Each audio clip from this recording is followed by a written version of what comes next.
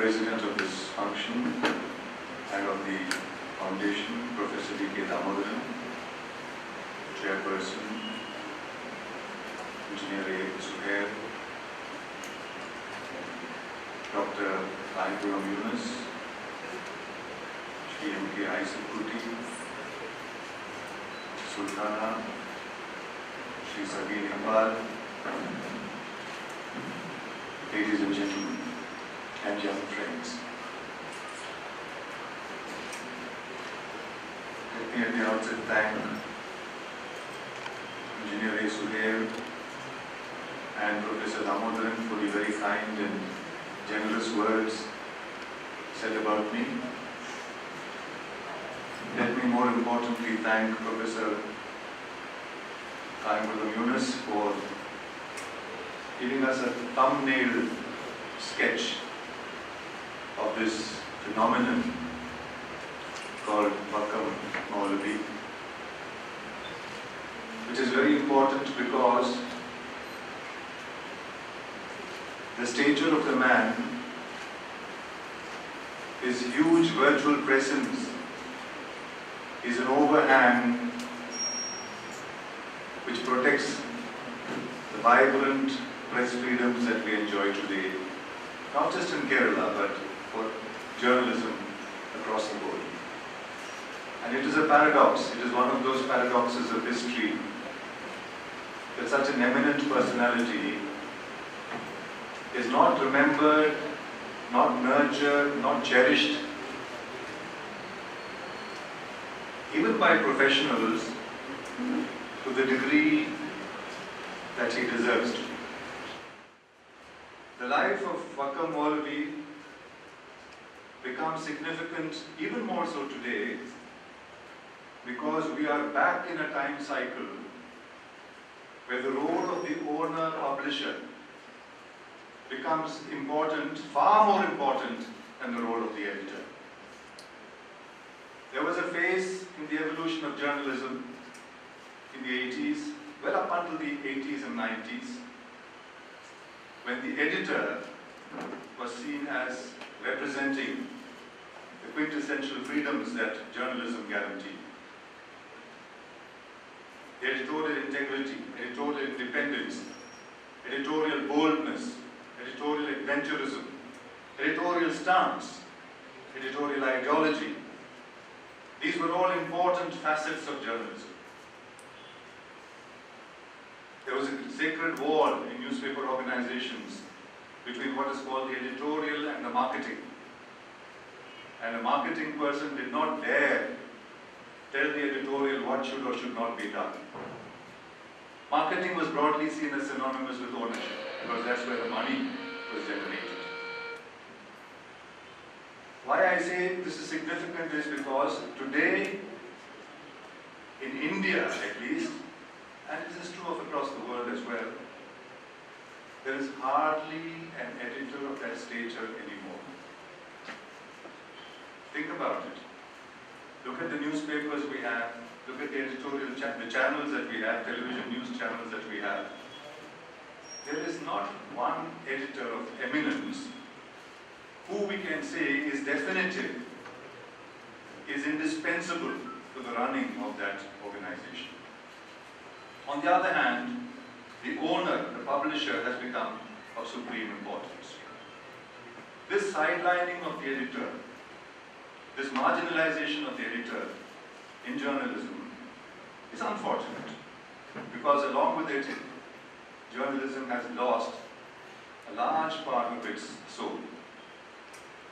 And that is compounded by the fact that the owner publishers who run newspaper organizations today are hardly committed to the values, to the cardinal values, to the core principles of journalism, as much as they are committed or interested in the revenues and the returns and the profit margins and the balance sheet that the organization can show. And therefore, when you have a persona like Vakkom Moulavi, who was not just an owner, he was an editor in his own right, as was explained here, who was a visionary, who as far back as 1905 sets up Swadeshabhimani, who first subscribed to Reuters channel, that required a huge quantum leap of imagination. I was reading today, in addition to the information that we have, Sabin Iqbal's article which appeared on Manorama Online about Vakkom Moulavi, which is a very interesting piece. I recommend that you should all read it, which gives you a sense of the passion of the man, the commitment of the man to what he was doing. And therefore, the first point I want to make is that we need, in an age when owners and publishers have indeed eclipsed editors, owners and publishers of the caliber of Vakkom Moulavi, then journalism has a future. Then journalism has a bright future. Journalism has a future as a business. That's another matter. Journalism as a profession, as something which is transformative, that makes a difference to the lives of the people of this country as a future. The theme of my speech today is supposed to be ethics of,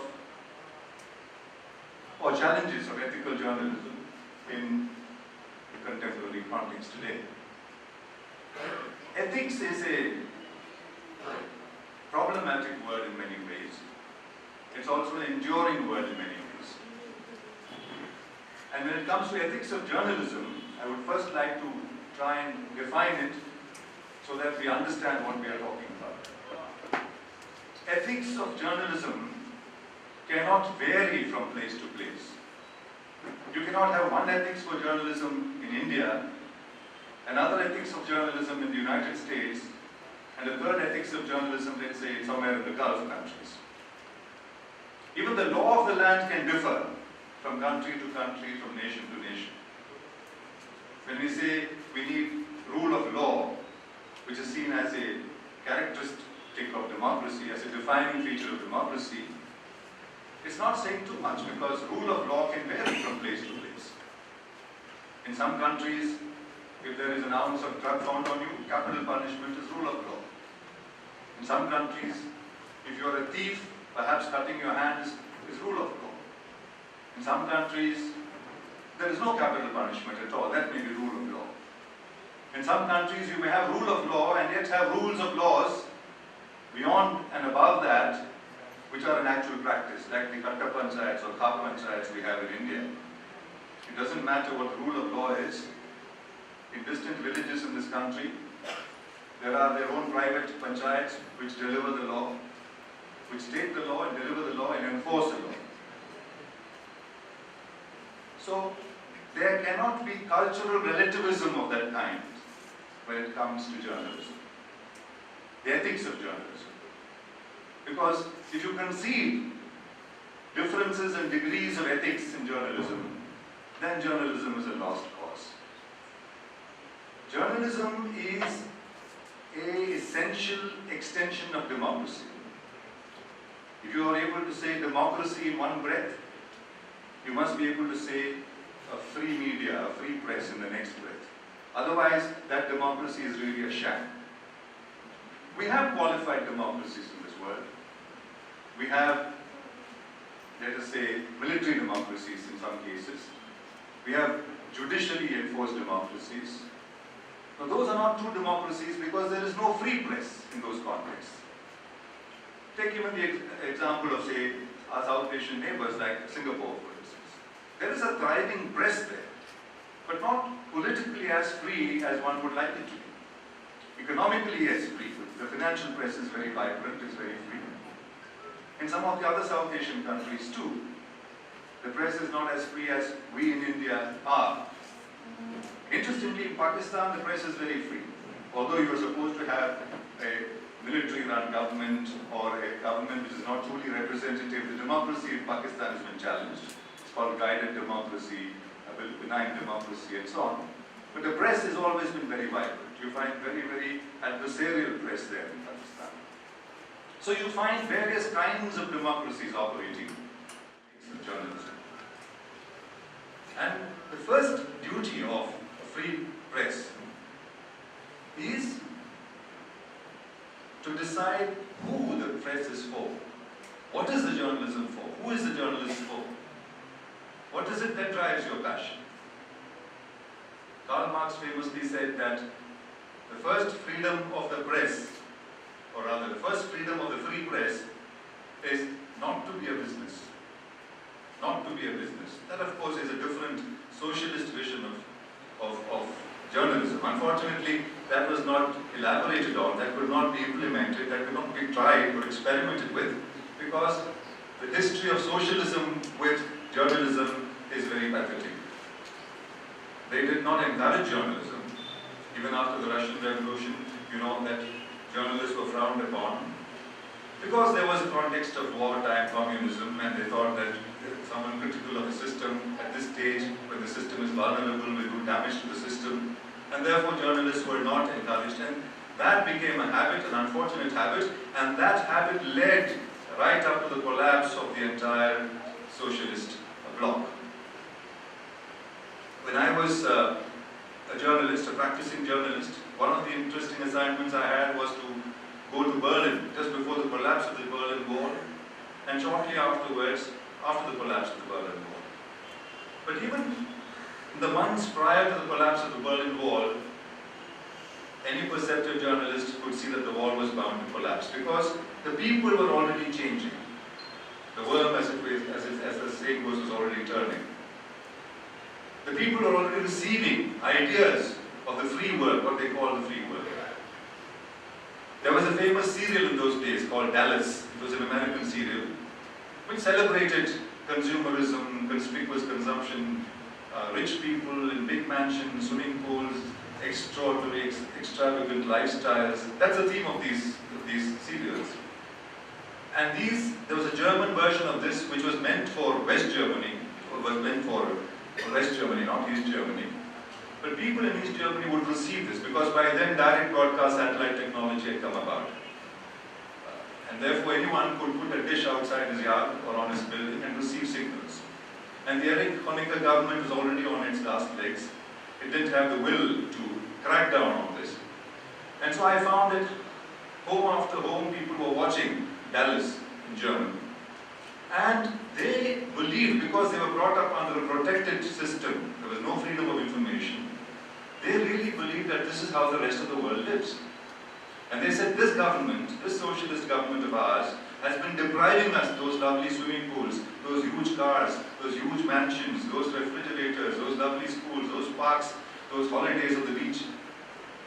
So because they said this is how capitalism survives and lives and thrives.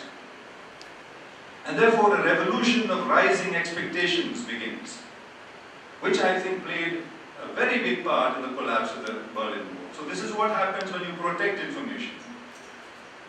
Information cannot be protected or contained. That's the first lesson that we know as journalists. And therefore the ethic of journalism is, the first ethic of journalism is, whether you're a business or not, you don't have to be Marxian and say the first freedom of the press is not to be a business. But even as a business, it has to have a social purpose. It has to have a public purpose. The public interest is crucial to journalism, is the essence of journalism, is what dynamizes journalism and makes it a purposive activity. If there is no public purpose, it is a private business. If it is a private business, it does not deserve any of the protections that our constitution gives it. In India, journalism derives its rights through Article 19(1) A&G of the Constitution, which speak about, it's a fundamental rights chapter of the Constitution, which speaks about freedom of the press. It doesn't speak about freedom of the press. The word press doesn't come there at all. It speaks about freedom of expression, freedom of movement, freedom to practice any profession. These are the three clauses under which you derive the freedom of the press. There is no stipulated freedom of the press in the Indian Constitution. Unlike the US Constitution, where it is a stipulated right.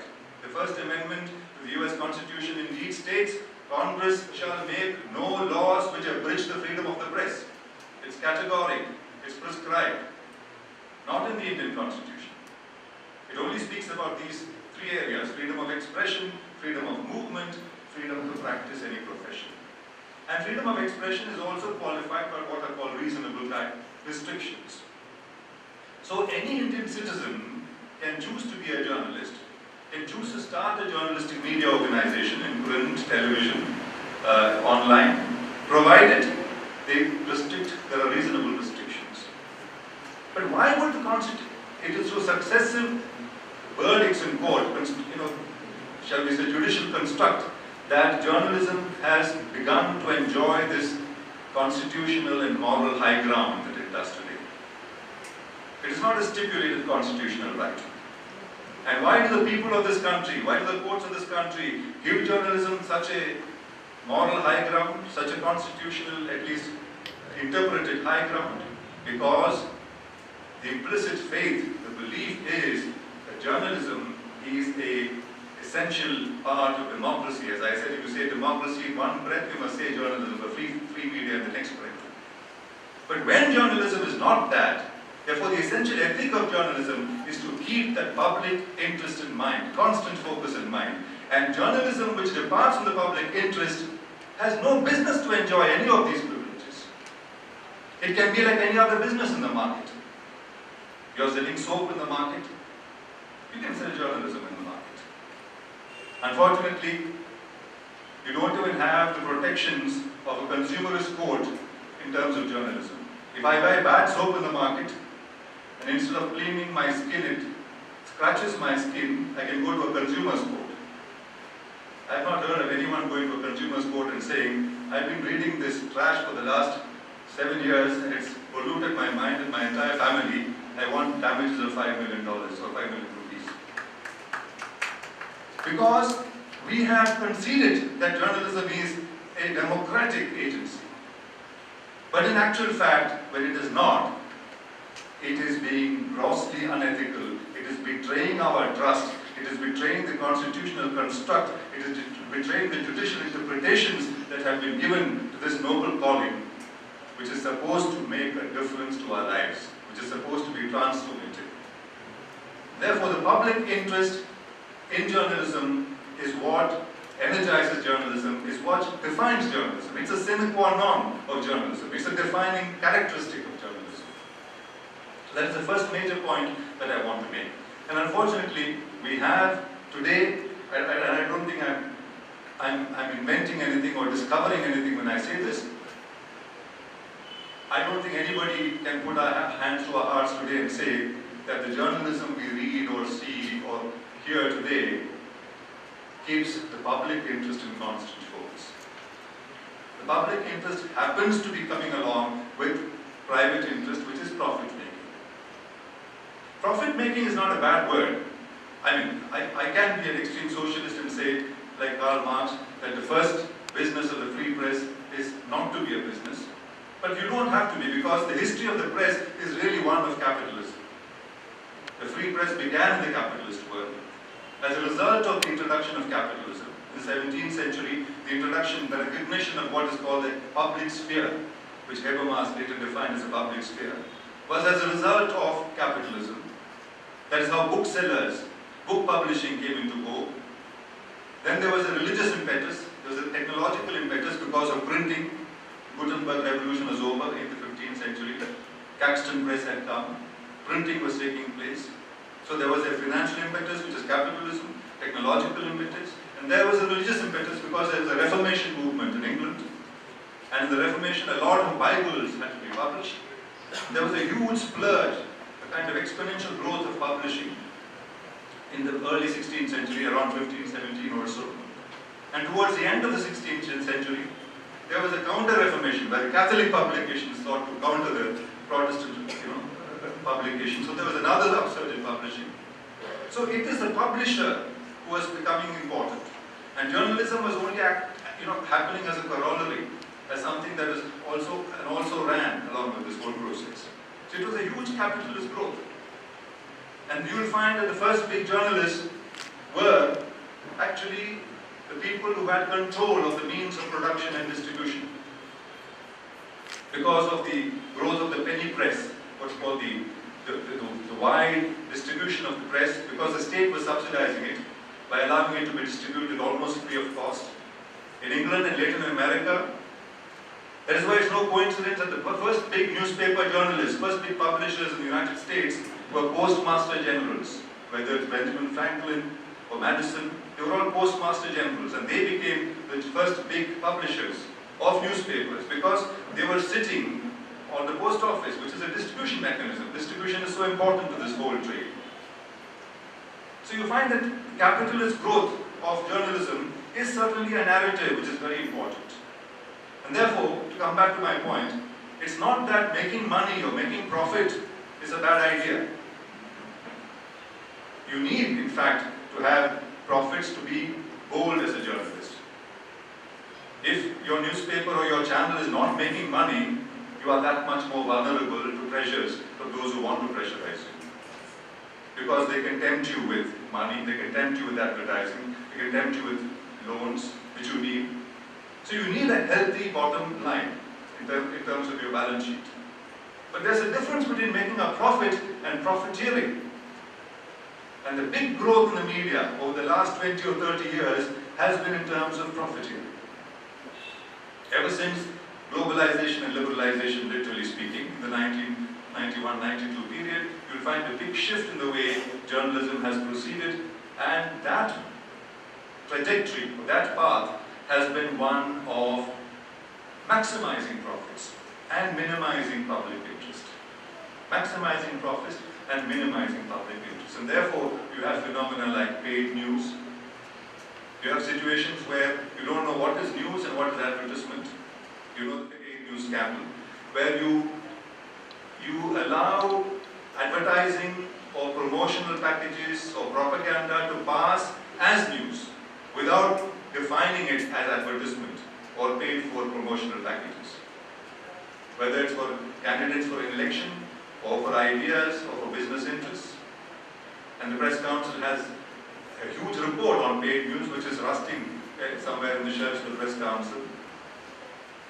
So you have distortions like this creeping in once the market paradigm took over journalism. It's one thing for journalism as a business to be on a sound footing. It's another to fall into the arms of the market. And that, I think, that shift that took place in the 20th, 21st century, in the 21st century really, around 2000, in the beginning of the dawn of the 21st century, was the beginning of the end of journalism as we understand it as an extension of democracy.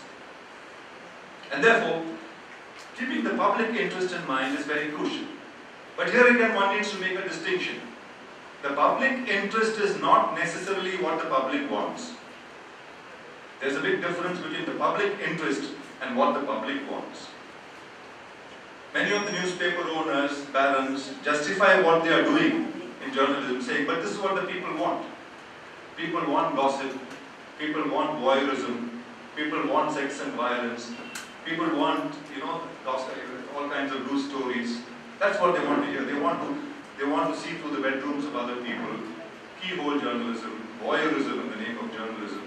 This is what people want. This is titillating. And therefore this process of tabloidization, of dumbing down, has become very popular, has become very important in journalism, almost indispensable for marketing. All in the name of this is what the people want. But what the people want and what you might give the people is not what is public interest journalism. Giving the people what they want is also the drug peddler's argument. I'm giving the people Mayakkumar because people will want Mayakkumar. That is no argument. People may want certain things. If you implement prohibition in a state, it is not because people want it or don't want it, may or may not want it, but because you believe it is the right thing to do for the health of the people, for the physical health of the people, if you do it. And therefore, responsible journalism, you don't need a brand of people, professionals called journalists, if all you have to do is give the people what they want. That anybody can do. Anybody who can write, read, speak can do that. You are there precisely because you act as a filter in terms of the public interest. Public interest would mean that which is important for the public. That which is the consensual opinion of journalism is important for the public. And therefore there are some cardinal rules in terms of the ethics of journalism. One of the cardinal rules is that you have a critical adversarial function. Critical adversarial function. There is no journalism worth its salt which is not critical, which is not adversarial. Adversarial not to the people, but to the state, to the big business lobbies, to those you think are making the lives of people miserable, to those who think are exploiting the people, to those you think are corrupt, to those you think are taking shortcuts in terms of bribery and other forms in order to cheat the system. It is the invigilation of journalism. It's the duty of journalism to be the invigilator, to keep a vigil. The vigil of democracy is journalism. And that function, unfortunately, you do get occasions of corruption scandals here and there. I mean, that is journalism's. But on the other hand, you also find that journalism is increasingly becoming a vehicle for plants by government agencies, by big business, by big banks. Because the nature of journalism is that, because it's owned by the big business today. And therefore its own class interests, its own economic interests come into play in a very big way. And this has become particularly acute, and I'm making no bones of it, in the current government, where there's a systematic methodology of targeting the free press, being very upset when the press takes on the government, prescribing what the press should say, inducing false notions of what is a true citizen, prescribing nationalism, the kind of hysteria that goes in the name of prescribing nationalism in the media, which the media happily kind of, shall we say, takes on as a messenger, is ridiculous. If you are sure about your nationalism, if I am sure about my nationalism, I don't need to shout about it from the rooftops. It's only those who are not sure about nationalism who need to talk about it again and again and again. Nationalism is something which comes with you, it is instilled in you, it's part of you. Secularism, similarly, is something which is with you. You don't need to shout from rooftops every morning saying, good morning, today I'm a nationalist. Good morning, today also I'm a nationalist. A country which comes to that is in a tragic plight. And they're not doing this because they suspect there are, everybody is not nationalist. They're doing this because they are trying to create a particular ideology for the media, an ideological package for the media. And the media, unfortunately, is buying into it, and therefore abandoning its ethical, critical, adversarial function. You'll find channel after channel, particularly the English channels on prime time, they're spewing some brand of nationalism. They're telling everyone how we should behave, how we should, probably they'll soon tell us how we should dress, how we should eat, how we should look, how we should greet each other. This is no sign of democracy. This is increasingly a fascistic kind of a trend that, unfortunately, the media is speaking. I can understand political parties being this or that. That's their business, and it's the business of others who don't believe it to counter that, or oppose that. That is part of democracy. But it certainly is a problem when the hegemonic political forces, or the ruling party, uses its clout, uses its position to penetrate journalism and sabotage it, and turns it around, and makes it look ridiculous in the process. And therefore there's a huge credibility crisis today in journalism. This is there across the board, but more so in India, over the recent period. And this is because journalism is abandoning its critical adversarial role. Many of us, I know, in good times, have criticized newspapers and channels for being too critical. Today, when we look back, we'll realize the danger of that. When we say, why don't they let the government do its job? Why are they always critical of the government? Doesn't journalism have a positive role? A role to help development, a developmental journalism? I personally think these are all dangerous concepts. Developmental journalism is not meant for journalists, that's meant for the PRO officers of the government department or those who are working there. They should put out handouts and have them circulated.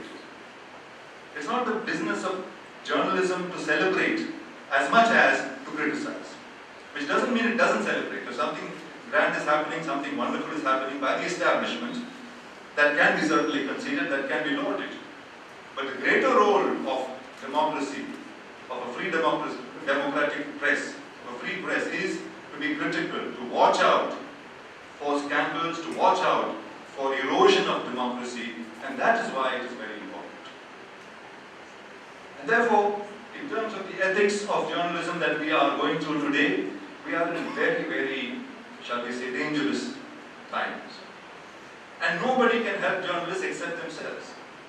And they have a duty to help themselves, because all along, for all these decades, when journalists were in trouble, society, civil society, the people of this country stood by them. When emergency was declared in 1975 with Indira Gandhi, it was a costly mistake for Mrs. Gandhi, because she thought she could ride roughshod over the press, but the people of this country did not suffer it. The people of this country stood shoulder to shoulder with the journalists, with the newspaper organizations, and they overcame that period. But that remains a black stain on our democratic record. It's not that governments have not tried subsequently to interfere with the press. Time and again, legislatures, both at the state level and the central level, have sought to bring draconian laws against the press, but they have not passed scrutiny. They have not become law because there was a sense that the people of the country would be against such a law which affects journalism. But today, journalism is a double bind.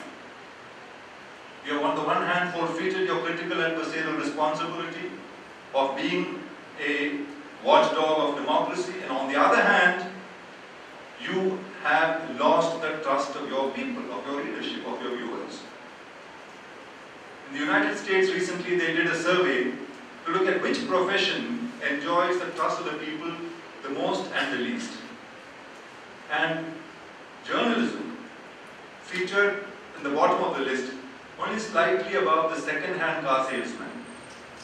You know, the second-hand car salesman will say all kinds of lies to sell his car. They say that, it runs at so many miles, this is it, petrol. And journalism, the media, rank just one step above that. I wouldn't be surprised if we held a poll in India today, our journalism will suffer the same fate. Because you can see the increasing skepticism of the ordinary reader, ordinary viewer about journalism.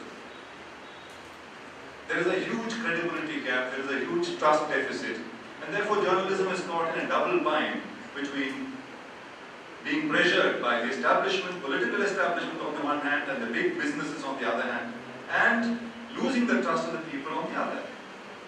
And the political establishment and the big businesses are not necessarily two separate entities. They are co-joined. As you know, that's what you call this whole corporate liaison that goes on between politicians and the big business. It will be interesting to look at the ownership pattern of the media in India today, because we really don't have a transparent mapping of the media. You'll be surprised to know when such a report comes out that some of the very big businesses own more than 70 to 80% of the Indian media, of the big Indian media, either directly or at several removes through Benami transactions or through front organizations. So there's a huge kind of collusion that is going on there. And the trust of the people is very, very crucial. So if newspaper, we have seen in cases where elections, where channels have predicted that a party will win in Bihar, for instance, and the opposite party wins. So if channels had such huge impact, if they even read the people's opinions correctly, this would not happen. So there's a huge gap that's developing between the readership, the constituency, the civil, the civil society, and this profession of journalism. And this is, I think, having a huge impact in terms of the future of journalism and where it will go.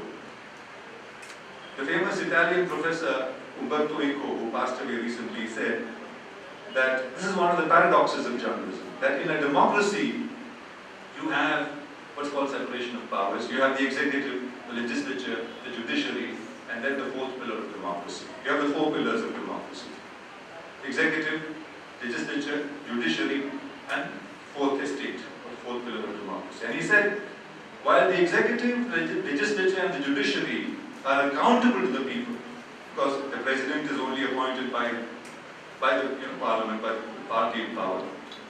The legislature, the parliament, has to go back to the people every 5 years to win back their vote. Even the judiciary is accountable to the people, because notionally you can impeach a judge with 2/3 majority in both houses of parliament. We have not done it yet, although a couple of judges came close to being impeached, but we didn't quite do it because we didn't want to drag the fair name of judiciary into the mud. It is only the fourth estate, or the fourth pillar of democracy, which is not so accountable in the sense of being institutionally or constitutionally accountable to the people. And he further says, indeed, that is the way it should be. Because if the fourth estate, or the fourth pillar of democracy, is to be made accountable to the people, one of the other three pillars has to supervise that, right? Has to implement that. In such a case, it won't be a free press anymore. So that's a paradox. And therefore, the fourth estate, or the fourth pillar of democracy, has to be accountable to the people on its own volition, on its own accord. It has to put itself in the dock every once in a while and ask whether it is doing justly by the people. That is the only way it can be accountable, publicly accountable. That's the only way it can move towards a publicly accountable journalism, or journalism in the public interest. Unfortunately, journalism does not move in that direction at all. I think therefore it is digging its grave every which way you look at it, because if it's looking at itself purely as a business, as I said, it must then subscribe only to the laws of the market, not to the laws of civil society, not to the moral or constitutional high ground that we, the people of India, have given it. And these are therefore some of the big issues that face journalism today. I think in future there has to be a movement that will call journalism to account. I've worked in Doordarshan, so I know the compulsions of a government media. When I was in Doordarshan, all we were doing was saying wonderful things that the government did. You couldn't say anything very critical about that. I have no problem confessing that, because there was no other television channel then. And it must be partly a rebelliousness against that that led me to start a channel which can say whatever it wanted. But today, when I look back, I think the Doordarshan brand of journalism is far, far better, far, far safer, far less dangerous to democracy than the current brand of journalism, where in the name of being private, in the name of being independent, in the name of being autonomous, you are actually carrying out the agenda of vested interests, political interests, commercial interests, who are planting stories day in and day out, and you are willfully carrying them forward. How is it that channel after channel after channel on prime time will have the same theme one day? Who decides this? How will they all get the same headlines the same day, and they'll discuss that in the same order? They'll have this, in fact, they'll also have the same guests appearing on the channel simultaneously sometimes, and it says live, so you don't know how two people can appear in the same place, or the same person can appear on 3 channels at the same time. Because there is a collusion, it's a process of a collusion, and this whole process is really affecting the ethics of journalism. Today, the danger of leaving out news that the competition may pick up determines your news. And therefore all of you carry the same news. If an editor in a newspaper says, we have missed a story, let's say Madhurumi editor or any other newspaper editor says, we have missed a story, what does he or she mean? He doesn't mean that there are so many stories out there which we missed, because there are 100 million stories happening in the world every day. All that he means when he says we missed a story is that we did not carry a story which another channel or another newspaper ran. It's only a comparative statement. And so, when journalists are told you should not miss a story, what do they mean? What they are told is, all of you should carry the same stories. Otherwise, one of you will be missing a story, right? The occasional scoop is different. When you get a scoop, you don't tell anybody about it and you break it. But otherwise, this is what is happening. So there is a consensual process of narrowing the journalistic agenda, of narrowing the mental horizons. Instead of widening your mental horizons, your understanding of the world, in order to ensure that all the competing channels will carry the same news, you have these 4 items. And all of you will have these 4 items. All of you will discuss these 4 items. All of you will have the same experts discussing these 4 items. Only the anchor will be different. All of you will have more of the same sounding signature music before the news comes on. Why should you have 7 channels? You might just have 1 channel. What's the point in having more and more and more of the same? There's a law in economics called the law of diminishing returns. If you apply that law, you get more and more and more of the same. You reach a point where more becomes less. That is exactly what is happening now.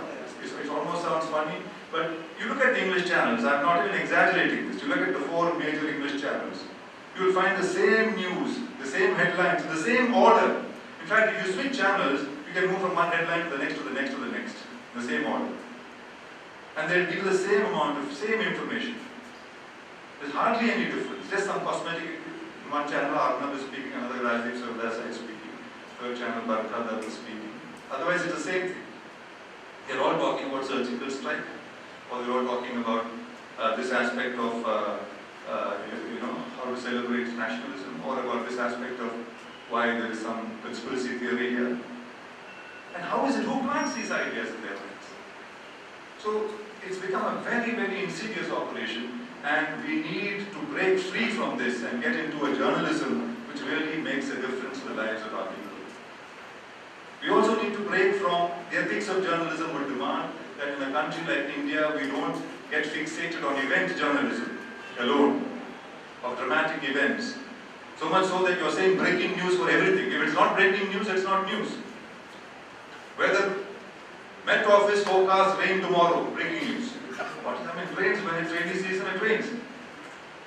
Met Office says, traffic will be congested, or traffic office says there's congestion on that road, breaking news. I mean, they've trivialized breaking news into news which refuses to break anymore. So, in every which way you're trivializing news, and this becomes a huge problem for the credibility of the news. So I think it's important for people to take stock of this, for people to react to this. What I'm surprised is at the apathy of the people, the indifference of the people. As I said before, if journalism and if newspapers are a product of the market, you should at least exercise your consumers' rights. It would be a dramatic difference to any media organization if just 100 people went in front of a newspaper office or a television organization and silently stood there with banners saying, "We don't believe what you're saying." For 4 days, you can see the panic that will spread through that organization. Because the asset, unlike what these media organizations believe, the true capital of journalism is the trust, the credibility of the organization, of your news, of what you say.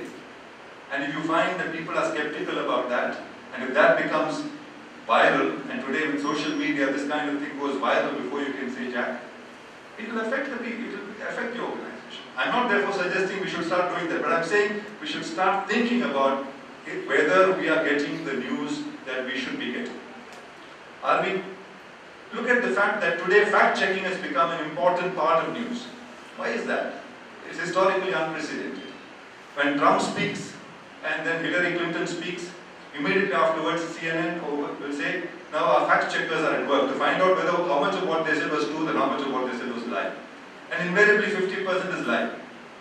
Because it's become a habit with politicians when they are on media to lie through their teeth because they think nobody is going to check this. Who is going to bother to find out? So fact-checking has become a necessary part of journalism. And that shows what a terrible plight journalism is. If everything that you say has to be fact-checked, then there's a problem, with the whole process of journalism. So I think it's important for the people of this country, of people who believe in democracy, people who think that journalism matters, I certainly do, to put pressure on journalism to change itself. It's not that we don't have competent journalists. I think almost all our channels have excellent journalists. There are people who can deliver. But when they are caught in this rat race, where missing the news becomes a problem, I was going to tell you that. So when you can't miss the news and you have to do the same news, they're all running the same, chasing the same news, and they're discussing the same stories. There should be an emphasis away from that, from event journalism to process journalism. These events are important, but not as important as the processes in a democracy. The processes of hunger, of disease, of malnutrition, all that affects people in our country. We don't talk about it because it's boring, it's not dramatic, it doesn't have a Sarita factor. You need that, you need some kind of something which makes it sit up. So this is unfortunately the plight of journalism. So every which way you look at it, ethics is the big casualty in the journalistic profession today. And what we need, therefore, is, because editors are no longer important, because editors have become irrelevant across the country. See, what the owners, some of the very important owners who are using editor and the CEO, this is what they did in paper after paper. You'll find that became the trend. The editor also becomes a CEO. In other words, he is responsible both for the news as well as for the revenue. And therefore, he's a self-contradiction already, you see. He has to look after the business, he has to decide what news will fetch him the business, and when advertising tells him don't put up this news because this news is a danger. As we were discussing today, the biggest casualty in journalism today is what is not said, what is silenced, what doesn't even reach beyond the news, first reporter's copy in the news desk. Because what is not said becomes even more of a dangerous, it is even more important than what is said. Because what is not said is inconvenient, has been inconvenient to somebody, therefore it's not said. And therefore I think it's important that there's pressure on publishers, owners, and publishers' owners are a very wily lot, unfortunately. I just relate two incidents and stop. Some years back, there was a group called the Indian Media Group. Indian Media Group. This was a collection, or shall we say, a gathering, a club of major publishers, proprietors in India, of the big newspapers. I won't take names, because it had most respectable newspapers and the editors. Editors were also proprietors. And most newspapers are proprietors, the editor, or proprietors nominee or family members, the editor. They got together and wrote to the government that we should have what's called the Indian Media Group. In other words, their argument was that just as in businesses, legacy makes a big difference. The son of a big businessman takes over the business and expands it and so on. We are people who have dynastically run newspapers for several decades now. Therefore, we should be entrusted with looking after the newspaper dispensations in this country. That's the way to counter foreign influence on our newspapers. This was in the context of, FDI entry into the news area, foreign directed investment in the news area. They said the way to protect ourselves from foreign interference is by allowing these family newspaper organizations or news organizations to be in full charge and give them all the area to cover. Okay. So they were actually suggesting that we create a huge monopoly here because we don't want somebody else to come. And when there's a wage code, for instance, which talks about proper emoluments to journalists, the big newspapers go to the court and say, if you implement the wage code and we pay you, and these are newspapers which have posted huge profits. If you pay these journalists the kind of wage code recommendations, we will be running out of our business. Therefore, it will be contravening the fundamental rights chapter of our constitution, which talks about freedom of expression. So when it suits them, they will pick the constitutional provision as to arm themselves against implementing the wage code, the Bachao wage code recommendations. So these are all examples in which ethics is very compromised in the journalistic field. And I think since we are all products of the media, whether we like it or not, day in and day out, we are exposed to the media. If you're not exposed to the formal media, you're exposed to the media every time you use your mobile phone and receive those Twitter feeds from very important people. So, willy-nilly, we are all subject to the media. It becomes our responsibility to change the media that we are part of, that we are victims of. Because the Sasi Kumar, a famous Sri Lankan journalist from this part of the world, said, information without transformation is sheer gossip. Information without transformation is sheer gossip. I put it to you to decide how much of what you're getting today is information, how much of what you're getting today is gossip.